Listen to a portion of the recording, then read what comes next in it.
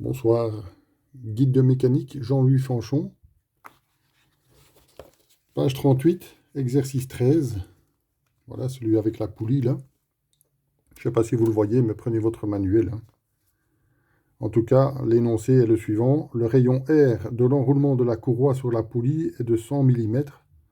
On donne une traction, une grande traction T et petit t, schématise les efforts de tension. On a une de 120 décanewtons, une autre de 40 décanewtons. Calculer le moment résultant en A des forces, donc grand T et petit t, les deux vecteurs là, en déduire le couple disponible sur l'arbre de transmission. On va vite faire ça, rien de difficile, vous allez comprendre. Alors, je vous signale tout de suite que j'ai pris comme convention, exprès bien sûr, j'ai pris une convention différente de celle qui est appliquée dans le livre. J'ai pris que si j'ai le moment qui tourne sur la droite, j'aurai un moment positif. Un moment qui va vers la gauche, donc dans le sens antihorlogique, j'ai un moment négatif. C'est pour vous montrer que dans le livre, il obtient une réponse de moins 80 Nm. Moi, j'obtiens une réponse de 80 Nm. C'est fait exprès pour vous montrer qu'il n'y a que, au signe près, le chiffre est le même. Ok. Le premier schéma ici représente le dessus de ma poulie, avec la traction, la force de traction ici, T de traction qui forme par rapport à l'horizontale un angle de 10 degrés. On va calculer la composante en X et en Y. On est parti, rien de difficile, puisqu'on nous donne l'angle, on nous donne l'hypoténuse. Donc on va déjà partir sur du sinus 10 degrés. Sinus 10 degrés, c'est TY, le côté opposé sur l'hypoténuse. Donc on peut sortir TY. TY, ça va être simplement sinus 10 degrés multiplié par 120. Sinus 10 degrés multiplié par 120, ça va nous faire 20,84. 20,84. Quelles sont les unités des décanewtons? OK? Puisque les 120 ici sont exprimés en décanewtons. Ça nous fait combien de newtons? Puisque le moment d'une force, on l'exprime toujours en newton-mètre. On doit transformer ceci en newton. Et ça nous fait tout simplement 208,4 newtons. Je suis sûr que vous le saviez.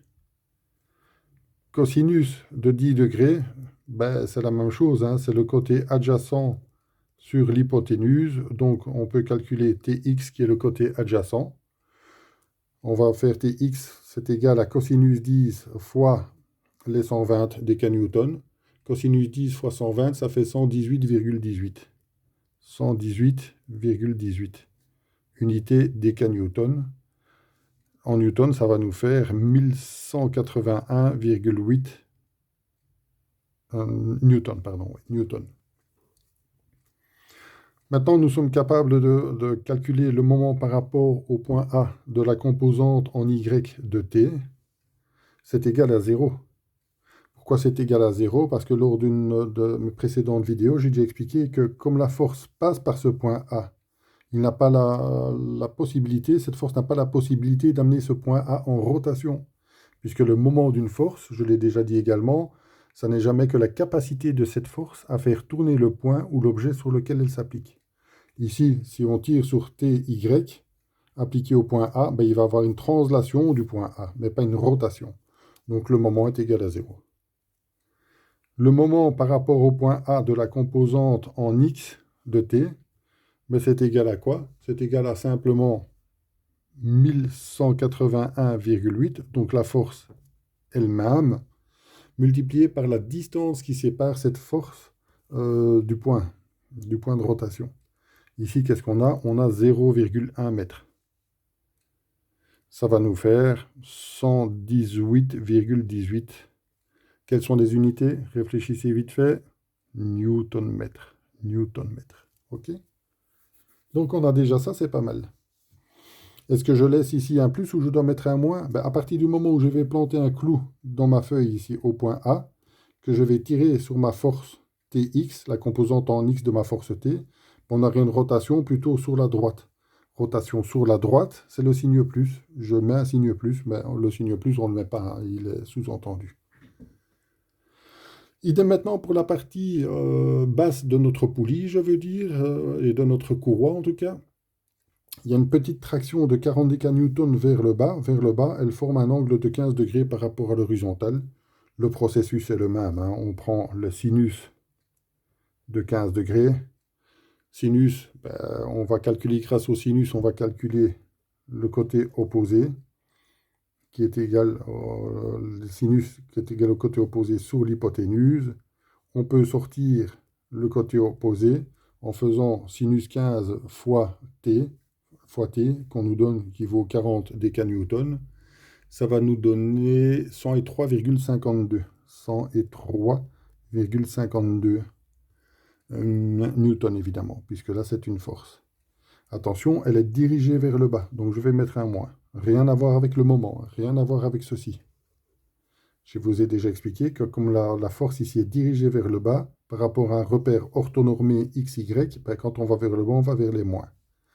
TY pointe vers les moins, donc je mets un moins. Qu'en est-il maintenant si je pars sur du cosinus 15, ben, on va avoir TX sur T. Donc c'est le côté adjacent sur l'hypoténuse. Côté adjacent, je ne connais pas, c'est ma seule inconnue dans cette petite équation, on va dire, parce que cosinus 15, je peux le calculer grâce à la calculatrice. T, on me le donne, vaut 40 décanewtons. On va avoir 386,37 newtons. Je ne mets pas de moins parce que regardez, Tx va vers les plus. Dans mon repère orthonormé XY, ça va vers les plus. Le moment par rapport au point A de la composante en Y de ma force T est égal à 0 pour les mêmes raisons que tout à l'heure avec la grande force T de 120 décanewtons. Elle passe par le point A, il n'y aura pas de rotation, il va y avoir une translation. Donc il n'y a pas de moment. Le moment par rapport au point A de la composante en X de ma force T, oui, c'est un T, c'est égal à 386,37, je reprends simplement ma force T, multiplié par, ben, il y a de nouveau 1 mètre puisque c'est le rayon de ma poulie, multiplié par 0,1, ça va nous faire 38,64. 38,64 newton-mètre. Mais attention, ici, je parle de moment. Regardez bien, mon point A se trouve ici. Si je tire selon Tx vers la droite, en fait, je ne vais pas faire avoir une translation de mon point A qui est fixé dans ma feuille. On va avoir une rotation. Rotation qui se fait sur la gauche. Rotation qui se fait sur la gauche, j'ai dit, par convention, je vais mettre un moins devant. Eh bien, je mets un moins devant, tout simplement. OK? Vous allez me dire, ouais, mais l'égalité ici, de comment par magie je passe de moins à moins, ben, ce n'est pas par magie, c'est par justification. OK? Maintenant, on va calculer le moment par rapport au point A, de manière générale, qui est égal au couple disponible. Et c'est ce qu'on nous demandait, hein, le couple dispo. Couple disponible, c'est égal au moment par rapport au point A de la composante en X de grand T, plus le moment par rapport au point A de la composante en X de petit t. Ça nous fait, ben c'était 118,18 newton-mètre, plus, ben c'est un moins 38,64 newton-mètre, mais ça va nous faire, aux arrondis près, ça va nous faire 80 newton-mètre. Et ça, c'est la réponse qu'on nous donne. On peut la vérifier dans le manuel, si ce n'est que je vous ai dit convention inverse. Dans le manuel, il y a un moins ici. Ok, les gars, revoyez bien tout ça et sachez, quitte à revoir plusieurs fois la vidéo, vous devez être autonome et savoir faire l'exercice par vous-même. Bonne chance.